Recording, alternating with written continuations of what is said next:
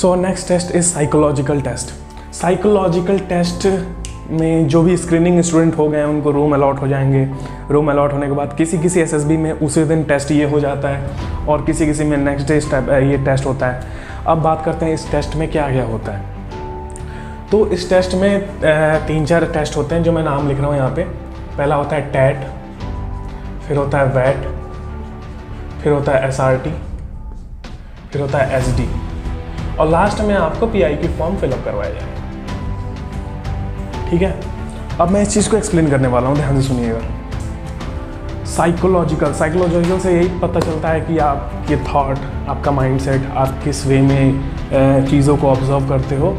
Psychology यही होती है। अब इसमें साइकोलॉजी को टेस्ट करने के लिए एक कैंडिडेट के अंदर अलग अलग टेस्ट होते हैं, जिसमें से पहला टेस्ट है टैट, थीमेटिक एप्रिसेप्शन टेस्ट, ये जो कि पीपीडीटी से सिमिलर है थोड़ा बहुत। फिर होता है वैट, वर्ड एसोसिएशन टेस्ट। फिर नेक्स्ट है एसआरटी, सिचुएशन रिएक्शन टेस्ट। फिर है एसडी, सेल्फ डिस्क्रिप्शन। फिर पीआईक्यू, पर्सनल इंटरव्यू और क्वेश्चनर। अब हम पहले बात करते हैं टैट की। जैसे पीपीडीटी में आपको पिक्चर दिखाई गई थी, वैसे टैट में आपको पिक्चर दिखाई जाएगी, आपको उससे स्टोरी बनानी होगी और आपकी मेंटल हेल्थ यहीं पे चेक होगी, आप कितने मेंटली स्ट्रांग हो, क्योंकि इतने सारे टेस्ट सिर्फ 2 से 2.5 घंटे के अंदर ही सारे टेस्ट हो जाएंगे कंप्लीट। और आप जान के हैरान हो जाओगे, टैट में आपको 12 स्टोरीज लिखनी होंगी, वैट में आपको 60 वर्ड्स लिखने होंगे, 60 वर्ड से सेंटेंस बनाने होंगे। एसआरटी में आपको 60 सिचुएशन रिएक्ट करना होगा, स्टिमुलस आपका चेक होगा यहाँ पे। सेल्फ डिस्क्रिप्शन में 2-3 पेज का अपने आप का डिस्क्रिप्शन होता है, 2-3 क्वेश्चन होते हैं अपने बारे में और पीआई की फॉर्म फिलअप करवाया जाता है। तो पहले बात करते हैं टैट। टैट में आपको एक सीट प्रोवाइड की जाएगी जिसमें 12 ब्लैंक शीट्स होंगी, 12 ब्लैंक शीट्स होंगी और सेम पीपीडीटी के जैसे एक पिक्चर आएगी 30 सेकंड के लिए।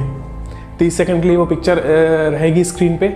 फिर उसके बाद ऑटोमेटिक काउंटडाउन स्टार्ट हो जाएगा 4 मिनट का, जो कि वहाँ पे डिस्प्ले नहीं होगा, वो पिक्चर 30 सेकंड बाद चली जाएगी और आपको 4 मिनट का गैप मिलेगा स्टोरी लिखने के लिए। और फिर जब जैसे ही 4 मिनट ख़त्म होगा उसके बाद नेक्स्ट ऑटोमेटिक एक बीप साउंड आएगी और उसके बाद एक नेक्स्ट इमेज डिस्प्ले हो जाएगी, वो भी 30 सेकंड के लिए होगी और फिर नेक्स्ट 4 मिनट का गैप मिलेगा आपको राइट अप करने के लिए। तो ऐसे आपकी 12 स्टोरीज कंप्लीट होंगी। तो अब सोचिए 12 story back to back 30 seconds एक story, 4 minutes gap for write up, next 30 second another image and 4 minutes to write up. फिर नेक्स्ट ऐसे ये लूप चलता रहेगा जब तक कि 12 इमेजेस आपकी डिस्प्ले नहीं हो जाती। अब ये थोड़ा क्या कहते हैं, बर्डन है। बस इसकी आप प्रैक्टिस करो, प्रैक्टिस करके ही आप इन चीज़ों को आप वो कर सकते हो, अच्छे से टेस्ट दे सकते हो। ये बेसिकली इसमें टेस्ट क्या होगा, अगर आप कोई चीज़ देखते हो फर्स्ट टाइम तो फर्स्ट थॉट क्या आता है आपके माइंड में, ये चेक करने के लिए वहाँ पे ये टेस्ट होता है। और वहाँ पे जो ब्रीफ करने वाला होगा साइकोलॉजिस्ट, वो आपको बोलेगा कि आपके माइंड में जो फर्स्ट थॉट आ रहा है उसी को मेंशन करो। तो आप अपनी चालाकी दिखाओ, आप फर्स्ट थॉट मेंशन ना करो। आपके अंदर 2-3 थॉट आएंगे उस फोटो को लेके, उस पिक्चर को लेके, तो अपने 2-3 थॉट में से one of the best thought को मेंशन करो। ऐसा भी हो सकता है कि मर्डर हो रहा है और आपने देखा तो फर्स्ट थॉट में आपको मर्डर आया, आपको लगे कि मर्डर है, लेकिन दूसरा थॉट ये भी आ रहा है कि पुलिस एनकाउंटर कर रही है किसी गुंडे का, ये भी हो सकता है। तो इसमें से बेस्ट कौन है? Second option obviously. तो आप सेकंड ऑप्शन को चूज़ करो, राइट अप करो। तो थोड़ा पॉज लो, 30 सेकंड के लिए सोचो, 10-20 सेकंड उस पिक्चर को देखो और लास्ट के 10 सेकंड्स में ये डिसाइड कर लो कि आपको लिखना है क्या है। तो ये सब आपके प्रैक्टिस, आपके एक्सपीरियंस पे डिपेंड करता है कि आपके माइंड में कौन कौन से थॉट आएंगे। आपने जैसे अपने लाइफ को स्पेंड किया है अपने चाइल्डहुड से लेके अब तक, उस पर डिपेंड करता है कि आपके माइंड में कौन सा थॉट आता है। और ये सारे थॉट के बेसिस पे ही सारे टेस्ट होने वाले हैं। सब आपके फर्स्ट थॉट जो आपके माइंड में आता है वो सब इसी के बेस पे होते हैं। ये टैट हमारा कंप्लीट हो गया। टैट में हमारी 12 पिक्चर्स शो होंगी और हमें 12 स्टोरी बनानी होंगी। अब बात करते हैं वैट की। वैट में क्या होगा, 60 वर्ड्स होंगे और एक वर्ड 15 सेकेंड्स के लिए स्क्रीन पे डिस्प्ले होगा। स्क्रीन पे 15 सेकेंड्स के लिए एक वर्ड डिस्प्ले होगा। अब इन 15 सेकेंड्स में आपको उस वर्ड को देखना भी है, उसके बारे में सोचना भी है और उस पर एक सेंटेंस भी बनाना है और उसको लिखना भी है।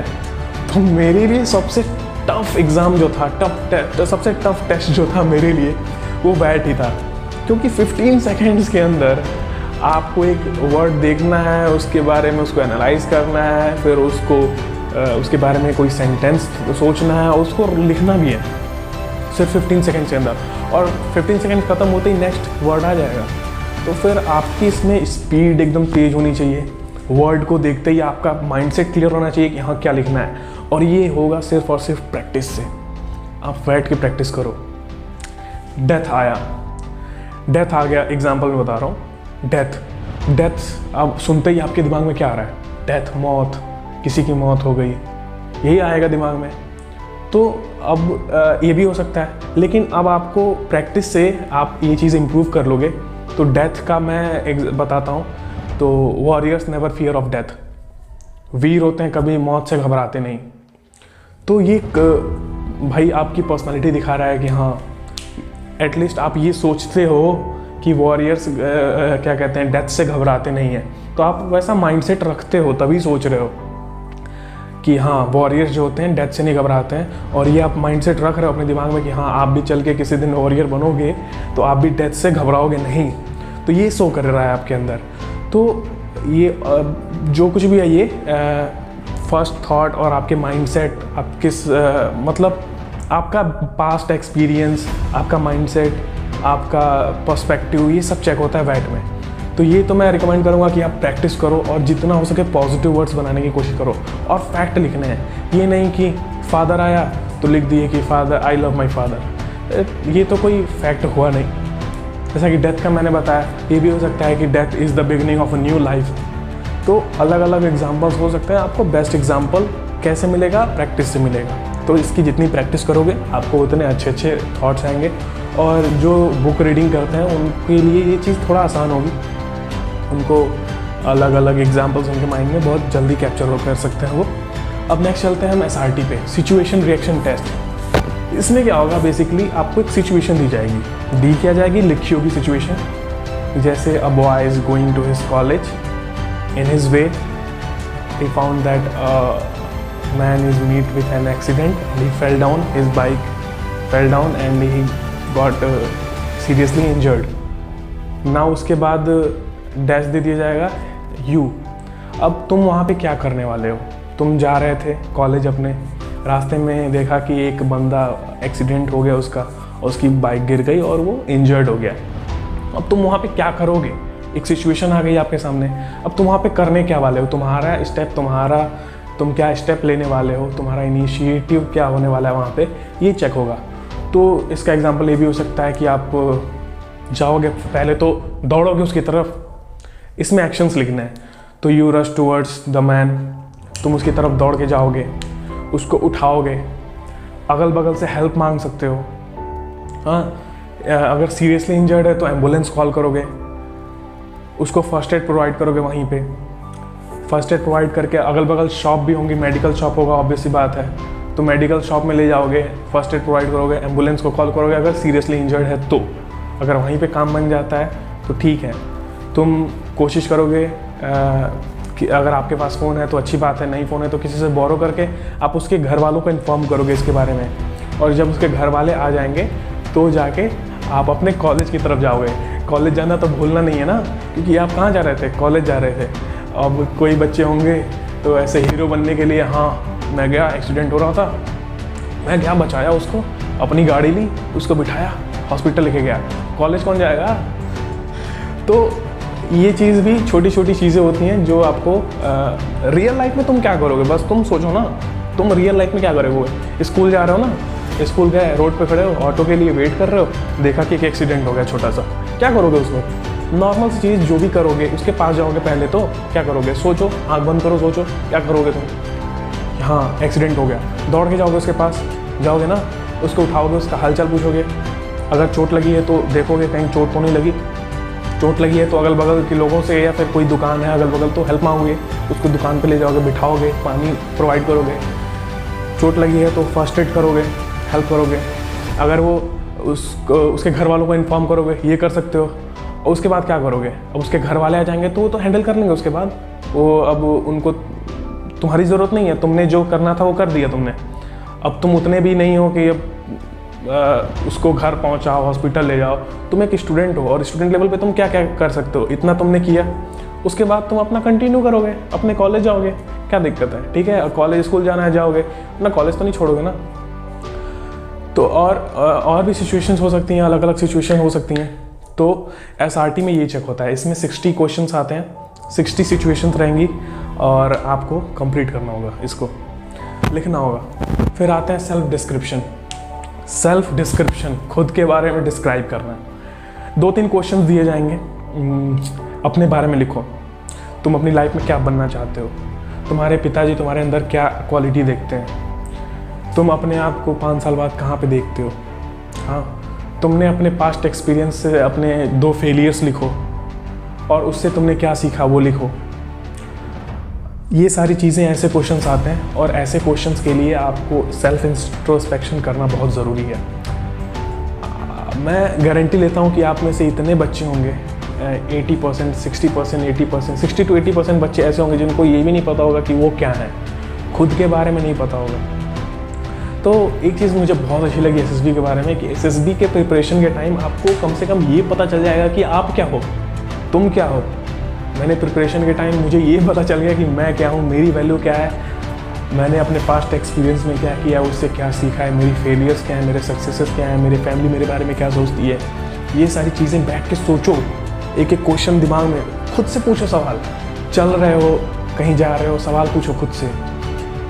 स्कूल जा रहे हो, खुद से सवाल पूछो। क्लास में बैठे हो खाली में, खुद से सवाल पूछो कि मैं यहाँ पे क्यों हूँ, अभी क्या कर रहा हूँ, मुझे क्या करना चाहिए, मुझे क्या नहीं करना चाहिए, मैं अपनी गर्लफ्रेंड से क्यों बात करता हूँ, वो मुझसे क्यों ऐसे है, वो उसी से मैं क्यों मिला, क्या रीज़न था।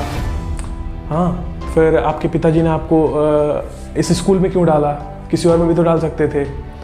तो ऐसे हर चीज़ सोचते रहो।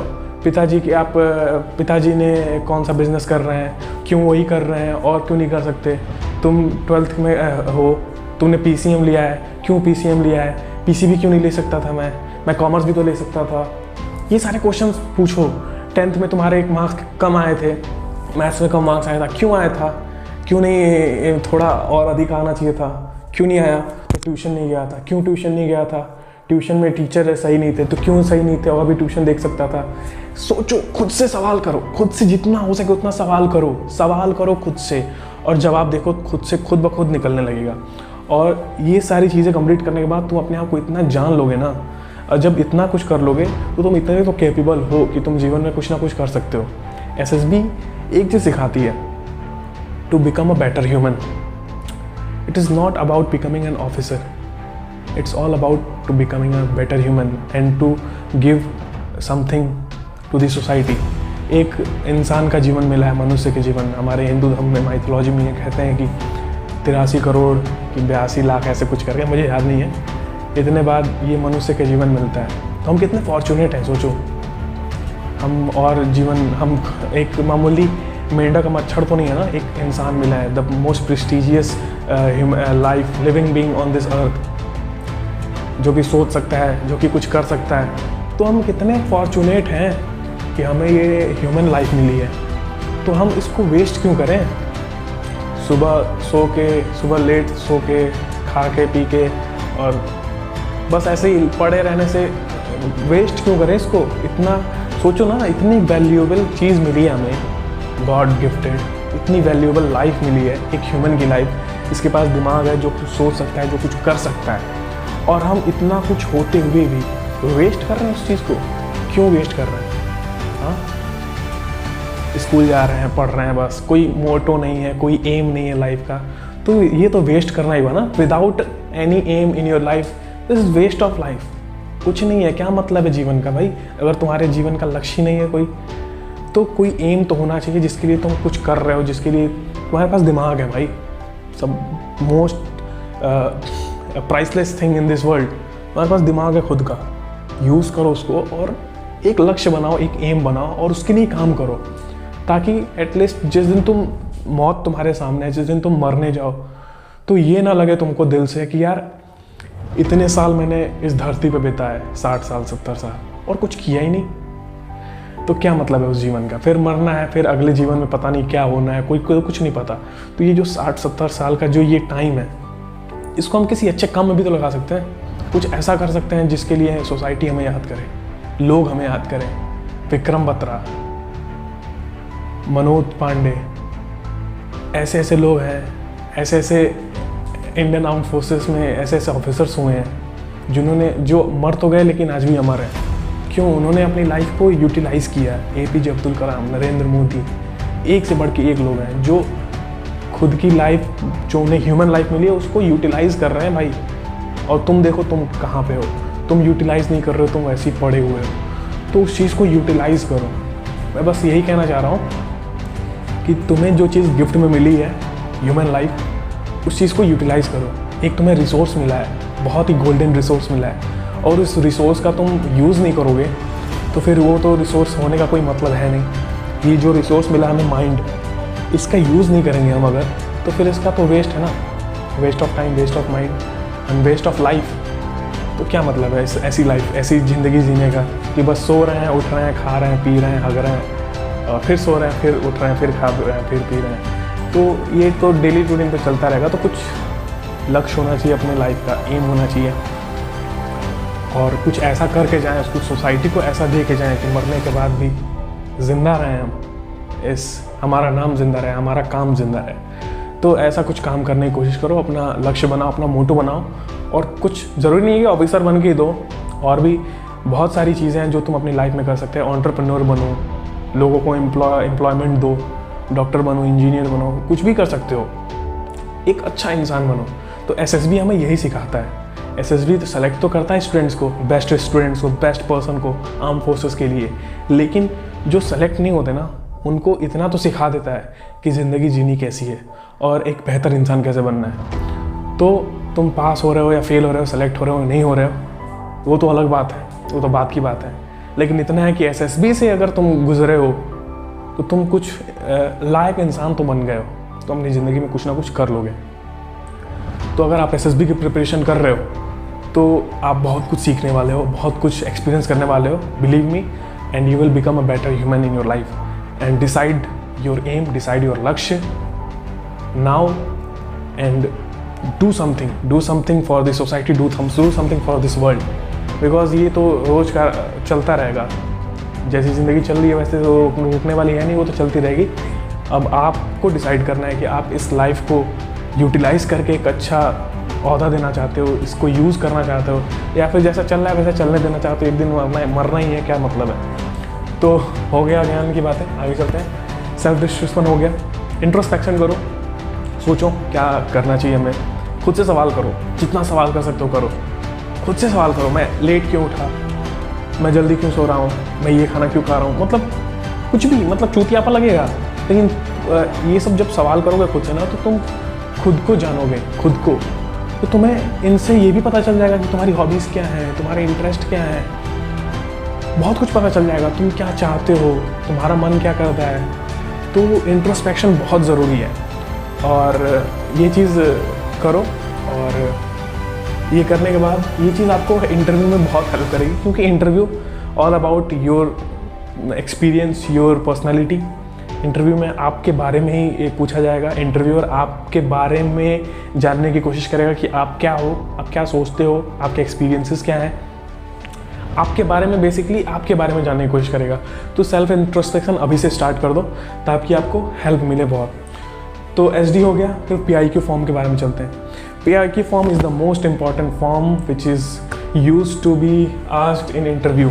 आप जो भी PIQ फॉर्म में फिलअप करोगे, जो कुछ भी, एक लेटर भी अगर फिलअप कर दिया ना, उसके बारे में इंटरव्यूअर आपसे पूछेगा, ज़रूर पूछेगा।